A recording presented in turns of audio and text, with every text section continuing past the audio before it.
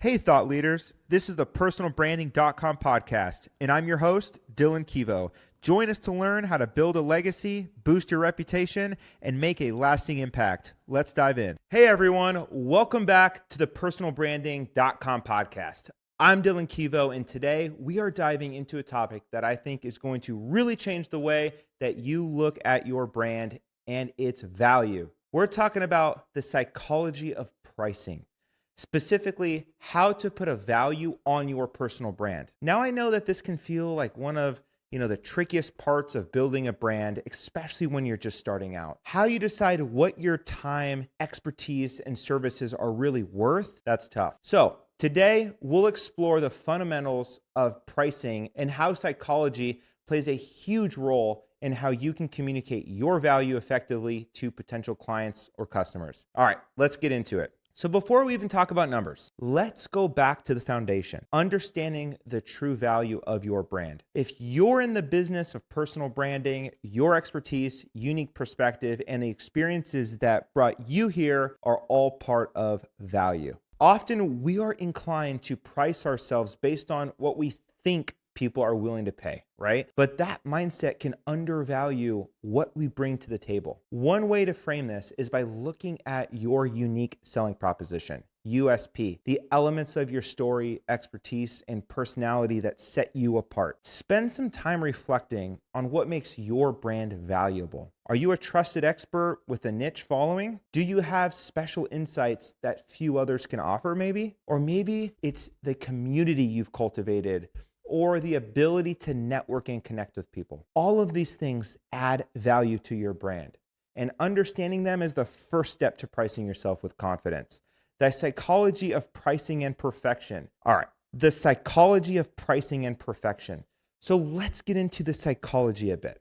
Studies show that pricing has a direct effect on how people perceive value. Here's an example. If you walked into a store and saw a luxury handbag priced at $50, you'd probably question its quality. But if you saw it priced at $500, that price suggests exclusivity and quality, even if you don't know much about handbags. Similarly, people tend to associate higher prices with higher quality and value in personal branding. If you undervalue yourself or priced your service too low, it can give potential clients the impression that your services might not be high quality. And trust me, we don't want that. A great example of using pricing to communicate value is Apple. People are willing to pay premium prices for their products because Apple has built a strong brand associated with innovation, quality, technology, exclusivity, all the good stuff. So as a personal brand, ask yourself, what do you want people to feel when they see your pricing? And remember, your price tag should reflect high quality and value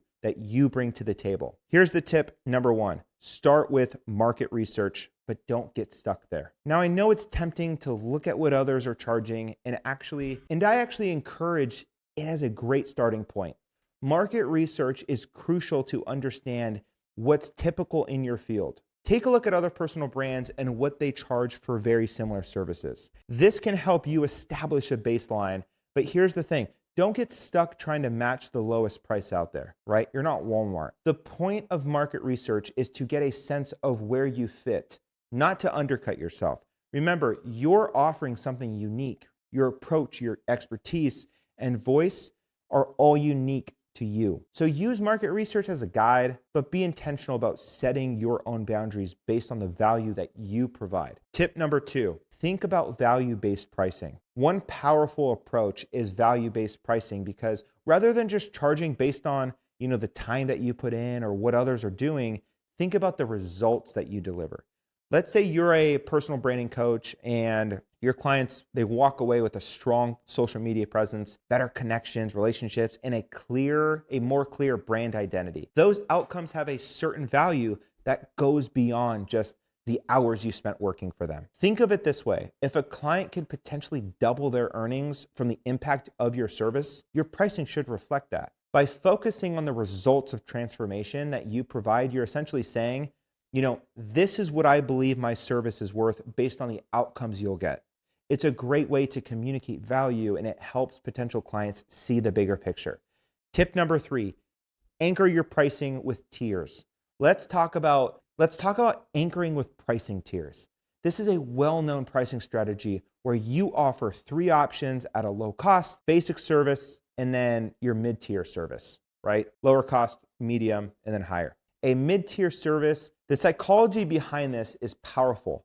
Most people tend to choose the middle option because it feels like it's a safe bet. By providing options, you're not only giving people choices, but you're also encouraging them to lean towards that middle ground, which is often your target price range anyways. For example, you might offer a basic consultation, it's a standard package with follow-up support, and a premium package with ongoing access to you. Each option communicates value at different levels, and your clients can choose what suits their needs and budget. This approach is a win-win because it allows people to engage with you at different price points while keeping that control over how much they're willing to invest. Tip number 4, stay true to your value. So lastly, I want to stress that staying true to your values is key.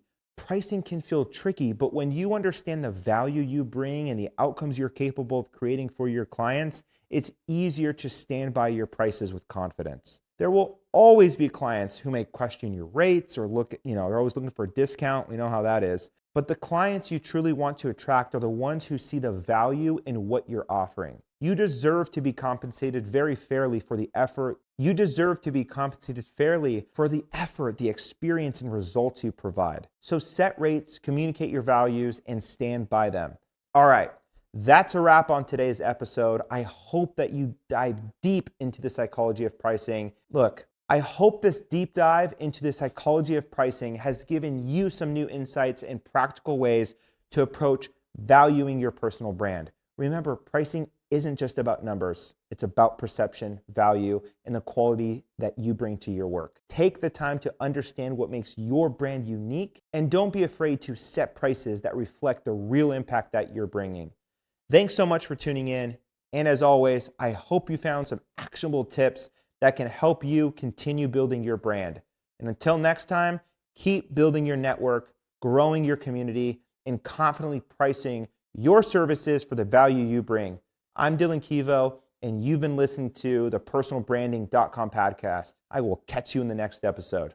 God bless. Thanks for tuning in. I'd love to hear from all of you. Follow and connect with me on all of your favorite social media platforms at Dillon Kivo, DILLONKI, V as in Victor, O. And until next time, keep building your brand and stay golden.